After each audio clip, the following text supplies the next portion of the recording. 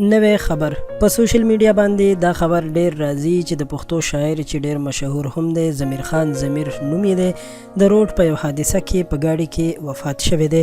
دا خبر دومره په تیزۍ سره خور شو چې ډیرو خلکو ورته دعاګانې هم وکړې او وایي چې هغه دی الله پاک وبخي.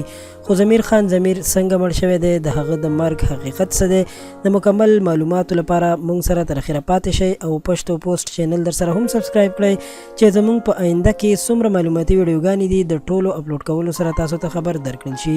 د پښتو مشهور شاعر ضمیر خان ضمیر به تاسو ټول پیژنئ چې په سوشل میډیا باندې د هغه ډېرې ویډیوګانې دي، یعنی شاعري کوي، ځکه چې هغه اکثر په یوټیوب ویډیوګانې شیر کوي. پرون راهیسې موږ داسې پوسټونه ولیدل چې ضمیر خان ضمیر د موټر په اکسیډنټ حادثه کې وفات شوی دی. اول خو موږ ته دا خبرې هسې ګپ ښکارېدې، خو بیا دا پوسټونه دومره زیات شول چې موږ مجبور شو چې معلومات وکړو.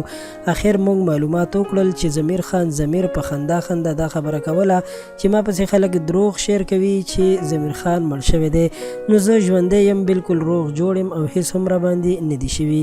همدې سره د هغه لپاره بیا په فیسبوک باندې نورو خلکو هم خبرونه شیر کړي دي چې ضمیر خان ضمیر سره رابطې شوي دي او وایي چې هسې دروغ خبرونه د ضمیر خان پسې شیر کیږي، حالانکه هغه روغ جوړ دی او هیڅ هم پرې نه دي شوي.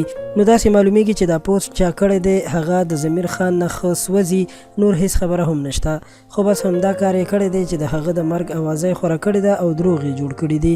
داسې کار هیڅکله هم نه دی پکار، ځکه دا یو ډېر بد عمل دی چې د یو چا په باره کې داسې غلط خبرونه شیر کیږي. دوستانو غوښتل به چې تاسو سره دا خبر شریک کړو چې ضمیر خان روغ جوړ دی او هسې دروغ ورپسې تړل شوي دي. نو پښتو پوسټ دا ویډیو همدومره وه. په آینده کې له نورو په زړه پورې معلوماتو لپاره زموږ چینل پښتو پوسټ سبسکرایب کړئ. ډیره مننه.